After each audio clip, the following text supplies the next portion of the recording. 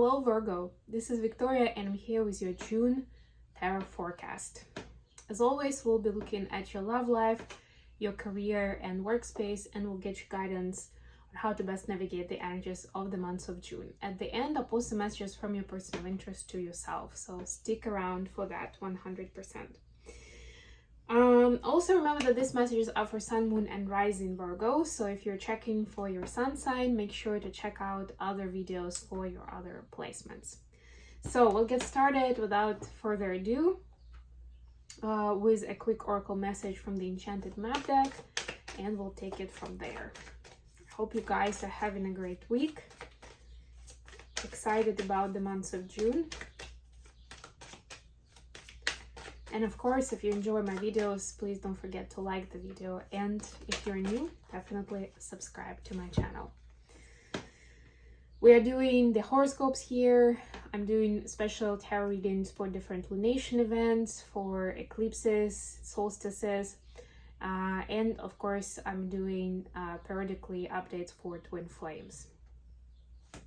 We have the Dragon Slayer card for you, Virgo. I'm actually gonna check it. I remember that it is more interesting than what it looks like on the surface, but I don't remember the details because it's been a minute since I got this card. So let's look at it. You're always protected and divinely directed. Nice. You have a remarkable internal warning system that lets you know when things are out of alignment. You're about to enter dangerous territory, so tread carefully and be aware of your surroundings. The path you're on now is one that will challenge you to the core. That said, peril is also exciting and exhilarating, like the danger you feel before you enter a new relationship, knowing that you'll be changed forever. A life lived fully isn't lived only in safety. A new experience is calling to you, one that will test your courage.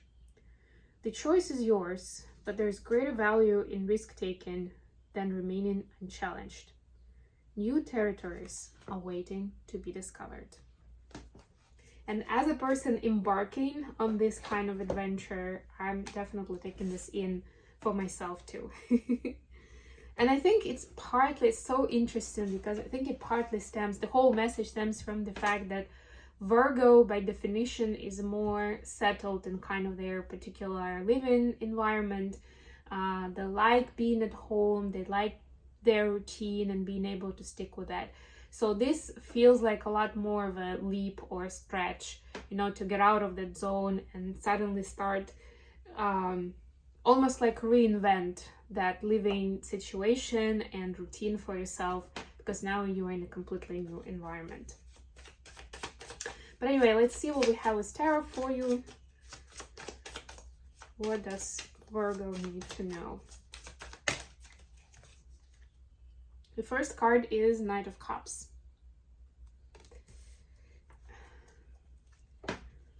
Flirting energy, I would say. The Queen of Cups. Wow, interesting.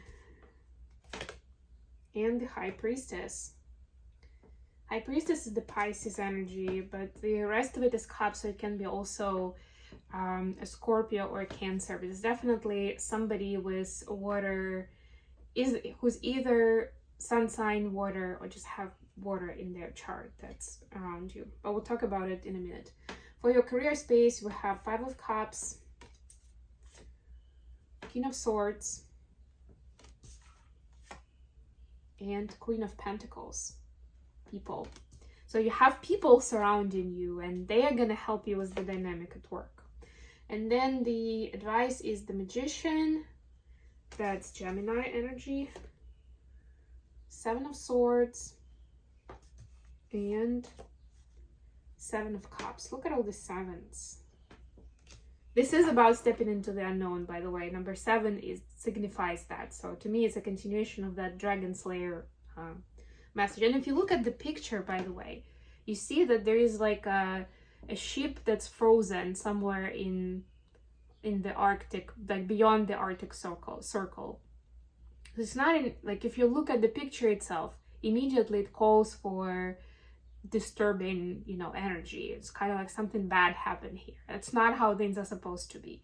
And it doesn't even matter if this ship froze a week ago or 50 years ago, right? It's either a tragedy that just happened or, you know, something happened in the past. But there's nothing light and positive there, right? It's like, woof, that kind of vibe. Four of Cups at the bottom of the deck. Lots of cups. So you may find the month of June kind of emotional, going through fears that maybe you haven't experienced for a while. Maybe you even forgot about some of them, and now they're rearing their heads and like reminding you, hey, I'm still here. I'm still part of you. Just in case, reminding you. And of course, it's up to you how you want to use the experiences that come up and how you want to deal with those fears. One thing I'm going to say, even before we get into the details, is don't pretend like everything's okay or pretend like nothing is happening, right? It's kind of like, oh, I've dealt with this before, I can deal with it again. That's fine. That's a good outlook to have. But it doesn't mean that the current experience is exactly as the one you had before, and that's a valid and important point to keep in mind, right? It's kind of a new cycle that's given to you to learn something else or something new, or to really integrate the lesson. It's there for a reason, so it's important to acknowledge it and live through it and observe, right? What is this teaching me, right? Or why is it given to me at this time? You can, of course, also ask your higher power about that. So for your love life, we have Knight of Cups, Queen of Cups, and the High Priestess. Yeah, there's this navigation between almost becoming the victim of your feelings, or becoming like a monk-like figure where like it looks from the distance that you don't really have big feelings, right? These are the extremes, I would say. And of course, you want to be the Queen of Cups, kind of in the middle of it, like in the medium, you know, that golden medium where you're open to experiencing different emotions. You're not pushing them away, but also you're not becoming the victim of them, because it's almost like you can detach for a moment or zoom out from those emotions and look at them, you know, with the emotional intelligence, like, oh, I see what's happening here. Like, I'm actually getting worked up over this, or I'm getting too scared or too worried or jealous, or, you know, whatever it is. Like, acknowledge the emotion, name it, right? Find that feeling, that emotion in your body. Where does it manifest itself, right? And yeah, you can journal about it. Journal what other thoughts and emotions are coming up for you. What does it make you feel like, right? Like, why is it uncomfortable? How is it uncomfortable?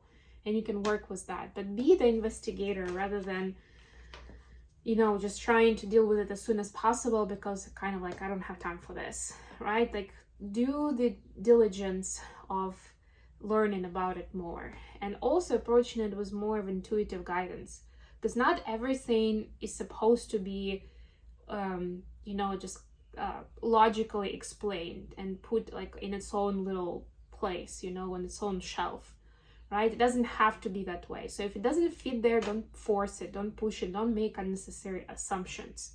Go with your intuitive guidance on that. And it's possible that a certain event may have prompted a fear that you've had, you know, from the previous generations. You've inherited it. There's some kind of storyline, or maybe that your soul knows about from previous lifetimes and your mind doesn't remember, right? So whatever it is, it deserves to be there, and it's important to attend to it as it comes up, even if you don't know exactly why it came up in the first place. Like, that's not the most important thing here. For your, I don't really see here much about the relationship, I'll be honest with you, but it's possible that some uncomfortable feelings are going to be coming up for you, you know, while you're spending time with your partner. Doesn't have to be that way, but could be. Don't take it out on them. This is about you, and this is for you to see something within your own space. For your work situation, we have Five of Cups, King of Swords, Queen of Pentacles. Yeah, so there are these people who have great mastery of communication and working with resources, with abundance, could be with timelines, you know, depending on what your occupation is, right? They are very good at what they do.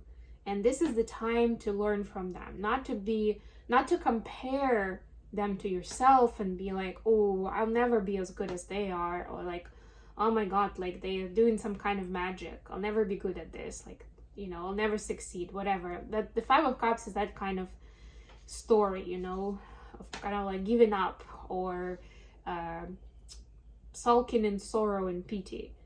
But the truth is that these people are given to you to raise you up, and if anything, to show you possibilities, opportunities.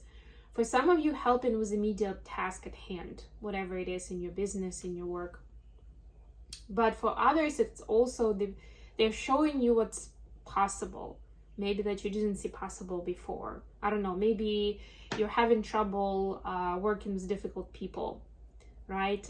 Who are manipulators or in victim mentality or whatsoever. And you see the person who is so good with those people that they just like, they can shape them up and, you know, guide them into a specific mode of communication that they find comfortable and healthy. And you're like, wow, I never thought this was even possible with people like that. And they show you the way. And it's not for you to think like, oh my god, I'm a loser because I never found a way. No, it's for you to see how it's possible, so it gives you inspiration and enthusiasm for the future. Either because you decide, oh, that means I can learn this and I can do this better, or because you'll at least think that it doesn't mean that this kind of relationship and interaction is doomed, or that there's, you know, that difficult person is just like terrible and it's a diagnosis and there's nothing to do with it, right? Like nothing you can do about it. No, you can't, right? And you can still find, especially since we're talking about work situation here, it's not like a close personal relationship, but within the workspace you can design boundaries in a more strict way so that you can still accomplish what you need to accomplish, especially if the person is a great specialist in their field. But it's not going to take a toll on your emotional well-being. And finally, the advice. We have the Magician, Seven of Swords, and Seven of Cups. The main point here is about being in your mind and listening to your heart, right? And not getting carried away with the different options or assumptions or judgments of the world around you, right? Like, don't get lost in all of those different threads of thoughts, of information, right? Continue coming back to yourself. What matters to you as a person in this moment, right? And what can you create out of this moment, and how you can work with the resources at hand, right? Like, continue coming back to the present moment and embrace your power in you creating your reality. Okay, last but not least, we'll get some messages for Virgo from their person of interest. Messages for Virgo, please.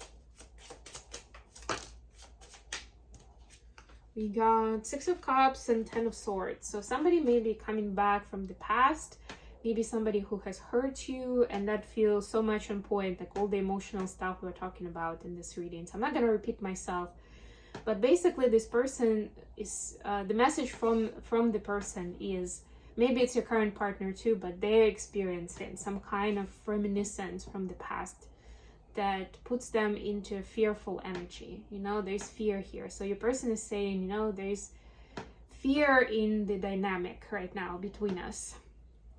Whether it's you or me, you know, it can vary.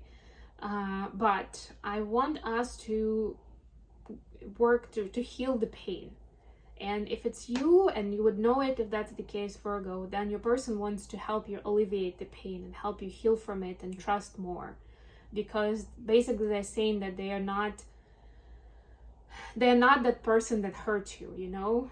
And yes, they want to, you know, they want you to treat them better because you know that they're not the same person, but also for them to show you how things can navigate in a different way between the two people, in a very different way than what you experienced before that brought you a lot of pain. If this person is the one struggling, that they're saying right now they're going through a tough time, and that's because of that past story. It has nothing to do with the two of you, but something reminded them about that past pain that hasn't been fully healed, and they need some space and grace to be able to heal it. or to be able to go back into those feelings and emotions and recollect what happened and look at it with the current perspective, mentality, outlook on life. So to reframe what happened there and be able to find closure and to heal that past situation. Okay, I hope this was useful for you guys. Thank you so much for joining me today. Please don't forget to like the video and subscribe to my channel. And until next time,